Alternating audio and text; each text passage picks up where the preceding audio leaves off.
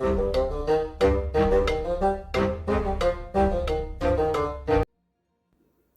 and welcome to the Critically Clueless. I'm a monk, and today we are in Mountain Blade 2 Bannerlords, and this video is going to be about how do you successfully keep hold of your kingdom once you finally have a kingdom and you're all cushy and up and running. Now, up here you can see that I have exactly one castle. That's all I've managed to get. I've got one castle and I am officially a kingdom, which is kind of brilliant. I'm glad that I'm here. This is where I am currently in this playthrough. You can see there I am right there. I have got one castle. That is it. That is all I've got. So I want to talk to you about now about what I would consider or what I would look at doing after achieving this in order to actually stay alive and stay kicking. Because as a lot of you are finding out, when you finally create your kingdom and have your castle, you are easy pickings. Lots of people are looking at you because you're the smallest on the map. I mean, look about, all the other kingdoms on this continent. You're the smallest guys. You're the easiest target. And it can be difficult to actually maintain and, continue being a kingdom after you've managed to get this far. So this video is just going to be talking very briefly about certain things that you can look at doing after you've achieved this. Hopefully this video can help you guys out. I'll be telling you what I've done in my playthrough and what I would suggest for you as well, at least things to look at. Hopefully it gives you a little bit of direction and just helps you guys out. If it does, let me know down in the comments. Also, don't forget to hit that like button and subscribe to the channel. That way you don't miss out on more videos just like this, as I am covering Bannerlords as extensively as I can on console. At least that's the plan. So, as we said, I have a castle, which is absolutely great. One thing I would consider doing is making sure that you have as many troops inside there as possible.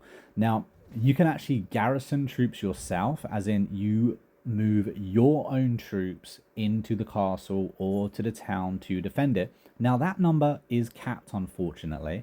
But I would suggest putting as many in as possible. And I would also suggest that once you do fill it, I would begin filling it after that with archers. Archers, when it comes to sieging, defending, so important, especially defending your castles. Also, heavy infantry. Now, I've covered your best troops in previous videos. So if you don't know the type of troops to be looking out for, I would suggest hitting that video because it can be really helpful. But yeah, so heavy infantry and archers, crossbowers, that kind of deal are going to really help you actually keep this castle alive. Also, after that, you could actually move to have your castle looking at recruiting extra militia. Militia, basically just random troops that, low level troops that are going to be helping. As you can see, the castle in question right now has a defense of around just over 400. Now, that's pretty good, to be fair. We're actually finally here and we can actually look. So we can look at military grounds. That can be a thing you can do, which will provide weapon training for citizen. Each level increases daily military recruitment, meaning you get to recruit more. Now, if we have a look and if we go, is it here? I believe it here. That is the garrison. Where's the military? I believe this is the military. There you go. And that will show you how many more military per day we actually get. And you can see it's a very slow build, but we are building. The town's doing quite well, so we get 0.6 from that. We've got Swift Strike, which is 0.5 from that. So you can see, and we also get a base of 2 as well. And that military is going to keep going up, which is quite nice, but it does take a little while for that to actually build. But it's definitely something to look out for. And as you can see, we are currently at our cap, or about our cap. We can add exactly one more troop in. But yeah, so that's a really good way of ensuring that you can keep your castle alive, really, without you actually being there, unless a huge army does kick you. Quite often it does. I've had people comment and saying, troop sizes of 1,400 people are attacking you. Now, I understand that's a lot. There's a couple of things though that can really help you out when it comes to actually creating your kingdom. Being able to have a kingdom means you can therefore make armies, and armies are, of course, or any lord that you have in your kingdom can be joined into an army or recruited into an army. Now, when you very first start out, you are going to be the only clan. We happen to be the only clan in my kingdom right now. If we go over to clans, you can see that not only are we the ruling clan, but we are also the only clan. And if we go over to our clan, go over to parties, you can see we have the maximum. We have 4 parties, meaning we have 3 extra parties. These are people that I've chosen to lead extra troops. And as you can see, some of them are better than others, and they each have their own troops as well. Now, when we go to create an army, we can bring in all of those troops with us. So we have a huge army size right now of 239, and we can add all these up. And if we added all those up, we're going to get a decent size army, at least big enough, including our castle, to win a battle or two. Now, one thing I would say is that when it comes to the different kingdoms in a game or different empires in a game, they don't have unlimited troops. You know, these guys, as you can see right here, the Northern Empire, they have a total of 7,000 troops. Now that's 7,000 troops, including every single lord that they have, all their towns, all their castles, all their combined garrisons completely. So if they're marching an army size of 1,400 at you, and you actually manage to beat that, defend that, then they're not going to be able to just straight up do another 1,400. It's going to take them a little bit of time. So getting that first defense in is going to be so useful to you. I would suggest as well kicking it behind your walls if they are attacking you with that kind of size. I would also gather an army. Now, one thing you can do is when you're being attacked from within inside your castle is you can create an army. So as they're sieging, you can get your other clan members to kind of, you know, rejoin, regroup, and meet you at your castle. If it means you coming out to help them out and to actually allow them to get in a castle, then that's something, again, I would recommend doing, because having your guys with you is going to be really useful, especially if they declare war. As soon as you declare war, get that army ready, because it's going to be so important. And of course, you being the only clan means you can recruit everyone in at no influence cost whatsoever, meaning it's not going to cost you anything.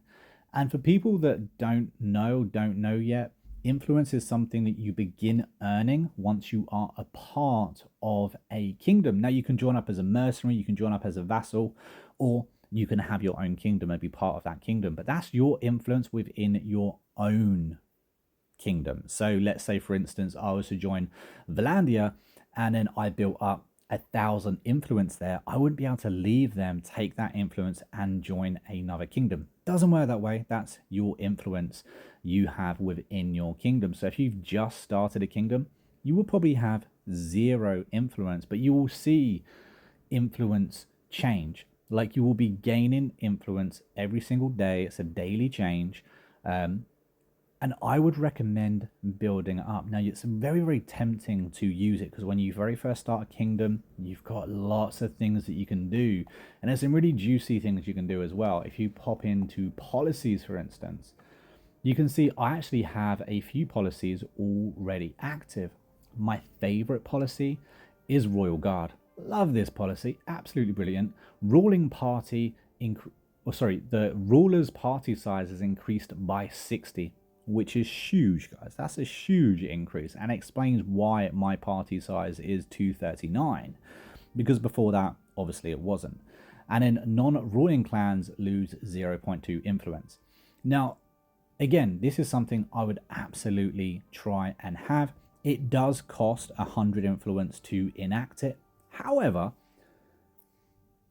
something that I would say is I would save up your influence. If you have 100 influence, if you've managed to get 100 influence, now influence is gained through lots of different things. It's passively earned, but it's also earned through battle. So if you happen to be at war and you win a few battles, you should be earning influence. Once you got 100 influence, you can enact a policy, or you can go to diplomacy and ask for peace, which is really good. Now, lots of people wouldn't want to do peace. They see it as, losing face for offering peace, because what happens when you offer peace, as you can see, we are having to pay 2,280 dinars per day in order to keep the Northern Empire away. Also, Britannia, I'm having to pay 2,050 dinars per day in order to keep them away, because I asked for peace to close down the war. I asked to close down the war because I couldn't keep up the troops in my own personal army, the troops in my castle. Of course, if I'm constantly at war, then it means that my other clan members are also constantly at war, meaning that their own party sizes are dwindling. If I go into constantly going into those fights, these guys are going to be in an army with me with only, say, 20 troops alive, meaning I have to allow them to get out of the army and build up their troops again in order to, continue fighting. So offering that peace, or trying to sue for peace, is a really good way to spend your influence. Now, if you end up choosing or acquiring a castle in the middle of the map, then you're going to have multiple kingdoms looking to attack you, because you're accessible to multiple kingdoms. Right now, as you can see, Britannia right here, they've wanted war, and we've also had the Empire as well. They've wanted war. I don't think I've gone to war with Valandia just yet, but I wouldn't rule it out. And these guys are probably going to want to go to war with me eventually as well. So me keeping that influence on me, just in case, ensures that I know that I'm safe, that I can buy myself time while, for instance, I find more towns like this. No, Omar right now is a rebel town, so I could go over, take it over, don't have to go to war with anyone, and I'm kind of cushy. However, it is far away. But it does mean it gives me a little bit of time to have a little think, to build up some forces, to decide which kingdom and where I want to expand. Now, there are definitely policies that can help you out. So once you have 100, 200 spare influence, I would look at enacting a few of these policies, having a little look-see. There are some really, really good ones. And typically you vote on them. You vote on them, it costs you influence, and the other clan members can decline it. They can not like it, therefore it will probably cost you more influence to pass the law. However, if you're the only clan in a kingdom, it's not going to cost you much influence. It costs you 100 influence per turn. And it means you can get some really good policies going, like, for instance, Royal Guard. And there is also another policy that will increase your party size if you are clan tier 5. However, for me right now, only clan tier 4, so therefore that's not going to help me. But there are things that can help you, so look at that. Increasing your party size, being able to have more troops is going to really, really help. So it's just about biding you enough time to acquiring enough troops to actually help. Also, point to mention that upgraded troops will beat 10 to 1 sometimes the other troops in a game. You got to remember that a lot of these people are going around from town to town recruiting their bare bum troops and then marching them straight into other people, whereas you're walking around having top tier level troops and you're able to kill 10 times as many by having those numbers. So don't worry about having a smaller troop size. Make sure you've got quality, make sure you've got the right troops, and make sure you just give yourself that time. I think that's really the best bits of advice for you. I'm going to be doing a playthrough and continuing a playthrough on the channel. We're going to get up to the stage of having castles and stuff like that. We're still at the baby stages at the moment. But in that, I'm going to be covering all these type of things and going in longer details. Hopefully this video has helped you, given you some kind of idea as to what you should be looking at. If it has, let me know down in the comments. Is there something that you want me to go into greater detail in? Then I will happily do that. I understand that recruiting clans is another big thing, and it's going to be a thing that I will do a whole video on. But when you get to this stage, recruiting a clan is really important. Having more people join you is really important, and it's not easy either. The way you want to do it is find a clan. Let's say, for instance, Valandia. Let's go to Valandia. I'm going to go to one of these guys right here. So you need to find the leader of the clan, whoever he is. It will tell you the last place that they have been seen. Once you see him, you will ask for a discussion, and typically it will cost you money in order to get them to join you. If you have enough money, and if your persuasion, in other words, your charm, is up high enough, or even if you have a high relation with them, in other words, building up these relations since the beginning of the game, guys, which is why a big tick from me is to always give back the Lord instead of taking them prisoner, because you will slowly build up relationship that way. Doing so means that they'll generally be cheaper when it comes to recruiting them to your kingdom. Now, as you can see, I have 800,000 right now, which is a tidy sum. It's not bad. It needs to be a lot bigger, but that's not too bad. I could probably recruit 1 or 2 half decent clans with that. But my point being, guys, it's going to cost you. Recruiting clans is not cheap. It's not necessarily easy. And what I would also say is, typically, if you give a clan leader a castle, they will be happy. Just remember that everyone wants to own a piece of the world. So think carefully about what you give them, why you give them it, etc. But yeah, everyone wants to own a piece of land. So if you don't give them a piece of land, eventually they're probably going to leave you. So keep that in mind as well. But anyway, I think that about wraps up this video, especially as it's nearing being a big, full, in-depth video. I can certainly do a more in-depth video if this guide hasn't been enough for you guys. Let me know down in the comments how you feel about it. If you want to see more and for me to do more information, perhaps I could just do like maybe an hour of me actually going around recruiting clans and taking over castles. If that's something you want to see, let me know and I will make it happen. We do also have that active Discord as well. The link for that will be down in the description. If you want to join and have a chat about the game, tell me how your story is going so far. I'd be really interested to see what you guys are up to. But until then, guys, I've been a monk, we've been Critically Clueless, and I hope you enjoy the rest of these videos, and I will see you in the next one real soon.